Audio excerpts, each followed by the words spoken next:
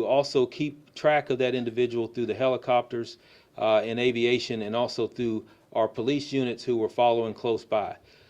I want to be clear that I will say that our policy was followed precisely. I'm proud of the men and women that were involved in this incident. And just as our goal is that nobody dies and everybody gets to go home and nobody has serious injuries, that's exactly what occurred today. So we were able to apprehend a subject that is going to be arrested, and we will continue to look at the charges for that individual. But as I mentioned earlier, our goal and the reason we have these policies is to ensure that everybody gets to go home. And I know there's going to be questions about the length of time of the involvement with this individual driving, and I'll be happy to answer those questions. Chief, you said in your statement that a pursuit would have escalated the danger. Do you really believe it could have possibly be any more dangerous than it already was? I mean, he had already run people off the road, caused head-on crashes, carjacked people, was going the wrong way down one-way streets, into people's yards, neighborhoods, pedestrians are walking by. How could it have been any more dangerous? Let me clarify. He carjacked one person, but that we believed to be a carjacking, but we found out later that individual, there was nobody in the vehicle. But absolutely, I think once you put blue lights and sirens behind the vehicle, that ramps up the adrenaline of the individual driving. That also causes even more erratic behavior. But like I said earlier, it's unusual when we take our police cars out of the picture and we simply have the helicopter overhead. It's unusual to see somebody continue to drive that erratically. So we don't know a pursuit. There's no way to say that a pursuit would have stopped this type of driving. So yeah, it possibly could have been worse, but we also knew that we also had the overhead sight with the helicopter. Why weren't stop sticks used? Stop sticks were attempted to be used on multiple occasions.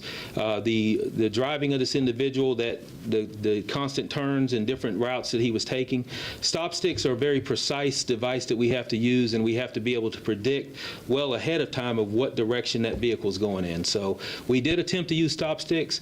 Wish we could have had him roll over those and had him stop, maybe. But stop sticks are not a definite that the individual is going to stop either. Highway patrol, did you ask there were injuries. Which one? Do you think there were no deaths, yes. but there were injuries and crashes? Does this warrant a change to your pursuit policy? Do you think it's unclear? Is it too much leeway for officers? What does that look like for you all, based on how long this lasted also? No, I think our pursuit policy is clear. It's a crime dangerous to life. We have to weigh the options of if we pursue this individual. And let me say this, if we were pursuing this individual and the same crashes occurred, the same incidents occurred, we'd be talking about our pursuit policy right now and why we were chasing this individual. So we're in a situation where we have to weigh what is the most danger to the public. We felt at that time that having the helicopter view this vehicle and continue to keep this vehicle in sight was going to be what kept out of the most dangerous and even more erratic behavior if we had blue lights and sirens behind this individual. So yeah, we're constantly looking at the pursuit policy. Our last pursuit policy was put in place and changed in April of this year.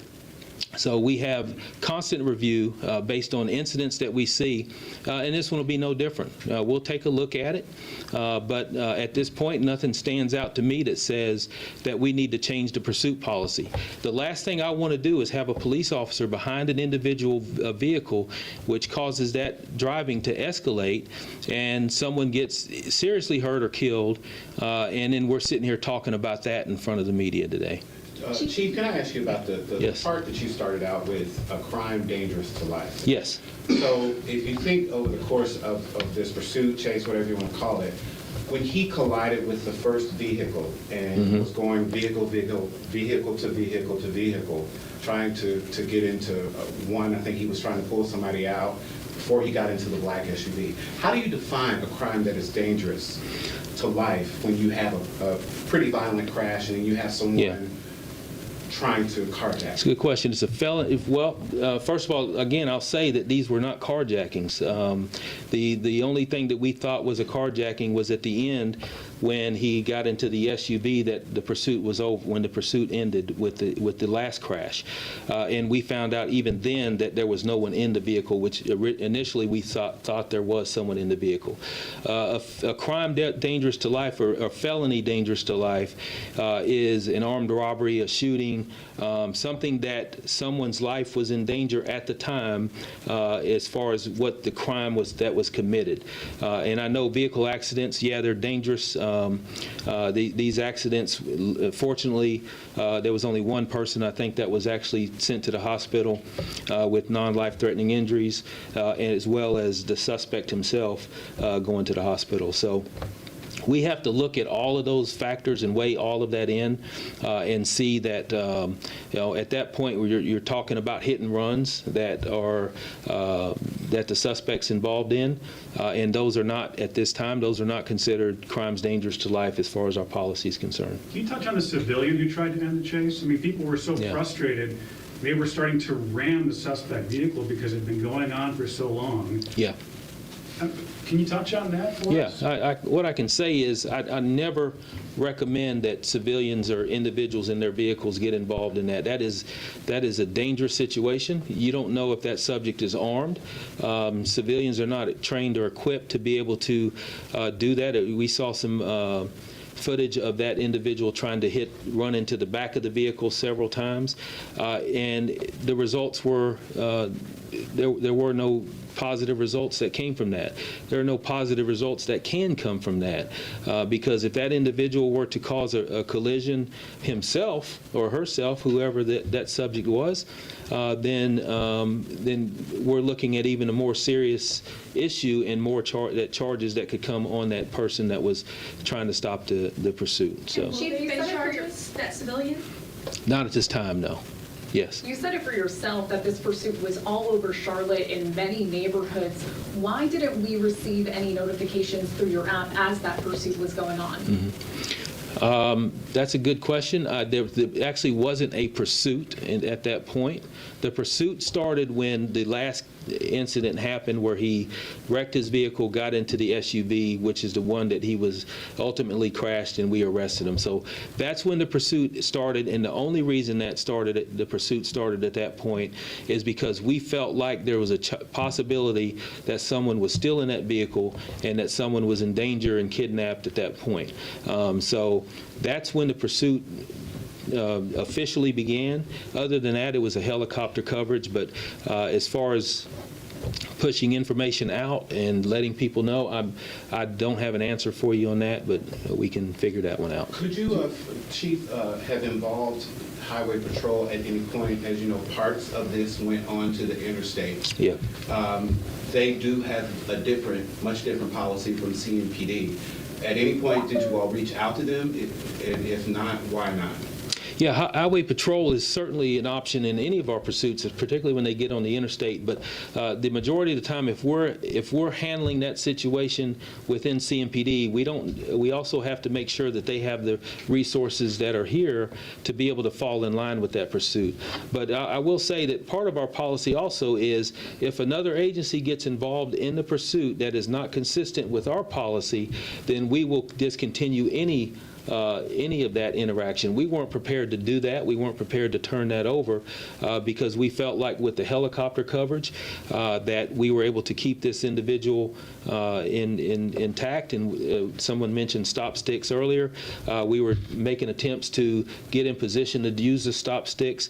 But outside of that, this is a very dangerous situation that regardless of what we do, we know that at the very end of it, there's going to be skeptics and critics that feel like we should have done something differently.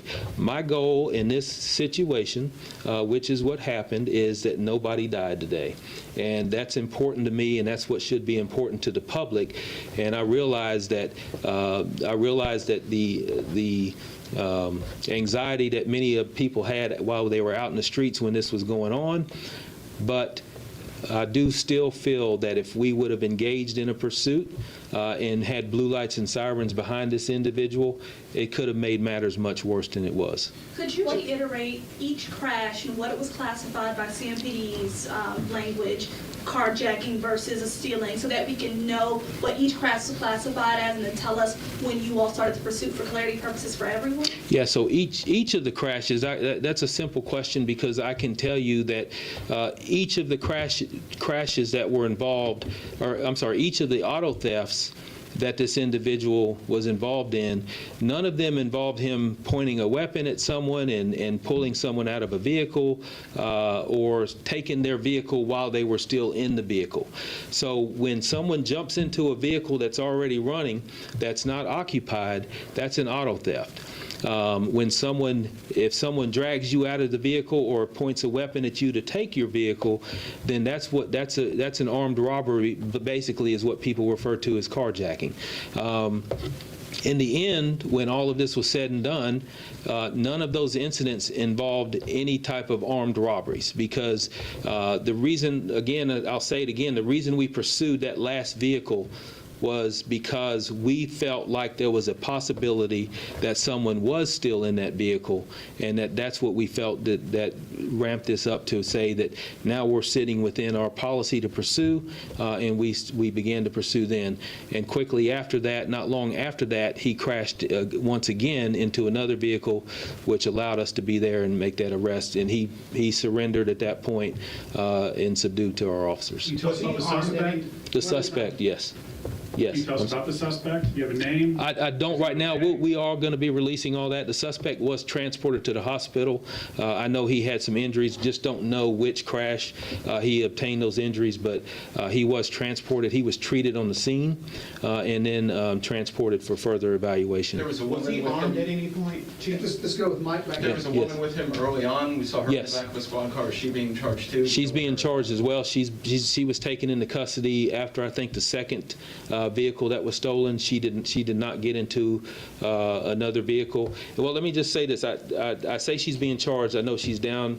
We were able to detain her and question her, so I don't know the end results of her interviews and what else took place after that. Chief, was he armed at any point? I don't believe he was. I don't know. I can't tell you for certain whether he was or not. But throughout the entire incident, there was never any indication to me or to over the air that he was armed with any type of weapon. So you were aware of this incident throughout? Were you watching this throughout? Yes, I was. Yes. Chief, Well, not the whole time, but yes, I did watch. I did watch a good portion of it. What were you thinking as it was unfolding? As it was unfolding, my thoughts were geared more towards the individual, and I knew that our officers and our people that were on the scene and command that were working it were staying within our guidelines and policies. I was very happy with the response that we had at that moment. But I hold responsibility on the individual that had a total disregard for the safety of our citizens out there. And I think that's what the story is that you have somebody that is disrupting the safety of our citizens who are out doing their normal activities throughout the day. And this person needed to be apprehended, and he was apprehended, and he was taken to the hospital and ultimately will be taken to jail. Chief, you talk about the last incident. How Yes. does that process go? Is it your decision or is it collective, to initiate that? Yeah, well, we have an incident command that is controlling all of that over the radio. If I see or hear something that I disagree with or I don't like, we have ways that we can communicate that information to either change up, what we're doing or how we're doing it. So at that point, I had no concerns. I was confident in our command that was leading it and our supervisors who were directing it. The things that I was hearing and the direction that I was hearing over the radio were consistent with everything that I feel like I would have done myself had I been in charge and in command of that pursuit. So, And what yes. exactly is he being charged with, and what is the woman detained being charged with, if anything? Yeah, what he's being charged, he'll be charged with multiple things, and but what I will tell you right now is that that's probably not even all set yet. As we go through the investigation, continue to try and do interviews, continue to clean up the collisions that we saw out there, I will tell you that that those charges will be coming out probably very soon. And just offhand, I can tell you that residential burglary is what initiated this. He was a suspect in that. He also stole a vehicle. So auto theft, there'll probably be multiple counts of auto theft, and there'll probably be multiple counts of hit and run as well. What goes on top of that is also going to be dependent on how these interviews go and what else we see throughout the video and as we review this case. Knowing what you know about the charges so far, is there a bond amount that would be satisfactory to you? And second question, do you know how many cars involved in this on your end had dash cams active? Well, we don't have dash cams in our vehicles. They all have body cams. So our policy is to ensure that everyone that was involved or responding in any way have their body cameras on. So we'll be reviewing that. And then what I will tell you is, you talk about the bond. My hope is that there's not a bond, and I hope that we find additional. I can almost be certain that this is not the first time this individual's been involved in something like this. And I can also tell you, without even knowing him, that I'm sure that when we review this, it would not surprise me at all that if he doesn't have a long rap sheet, that he's a long history of either breaking and entering or other crimes that are similar. Do you have any indication that he was impaired in any way? I do not at this time. I don't know. So Last question back here. we'll get to you. Yeah, we'll get to you. At what speeds was he going, and is this qualified as a high-speed chase? Well, again, the chase was initiated after the last one. I do know that I was watching it on TV and listening to the radio just like many of you, and I did see some excessive speeds that I can only guesstimate right now what those were.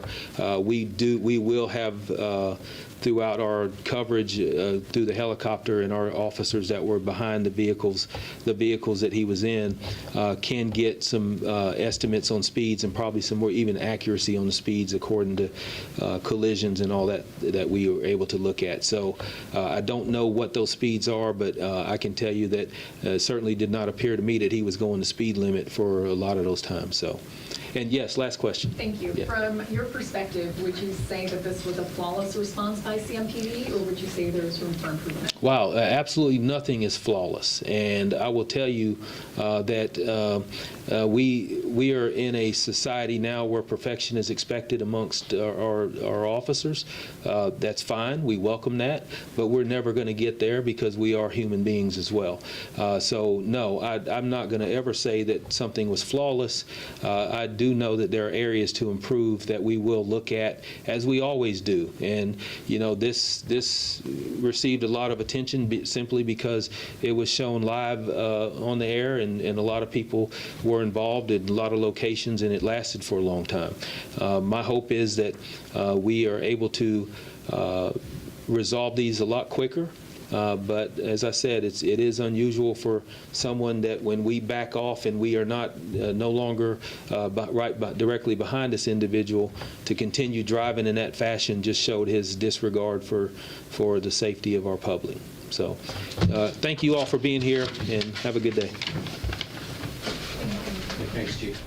You've been listening to CMPD Chief Johnny Jennings, who basically said the headline here. The headline here, despite what we saw unfolding, despite it looking like police were not fully in control of what was happening, the police were precisely in control, according to what he said. They've been tracking this. This all started as a burglary call in the Westover Division, and the suspect eventually stole 4 vehicles. It wasn't until the last vehicle that they would call this a pursuit, because they thought a carjacking took place. As their policy states, they don't pursue anyone unless they think there's a life-threatening situation. They did not know at the time that it wasn't technically a carjacking because they thought someone might have been in the vehicle at the time, but that is when he says the pursuit started. Yeah, really important. I guess on his part, he wanted to make sure that was clarified because, like you mentioned, 4 different cars stolen, but the final one was the one where they believe that maybe there was somebody in the car or somebody in the vicinity of the car that would make this a carjacking, something that would be dangerous to life or property, and so they went went ahead and intervened at this point. And anything up until that point, the chief said they were merely just following with the helicopter. They were making measured judgments on at what point to intervene. And like we said, that last car stolen, the carjacking, is what made them go ahead and jump in and try to put a stop to this. And he defended that decision, saying if there had been death or any injuries to his police officers or the public, then we'd be having another conversation at this point. Of course, we'll have much more throughout the evening on that. Let's turn the page now and talk about our forecast. Meteorologist KJ Jacobs joining us. We got heat, we got a weather aware day, a lot going on in your department. Fred,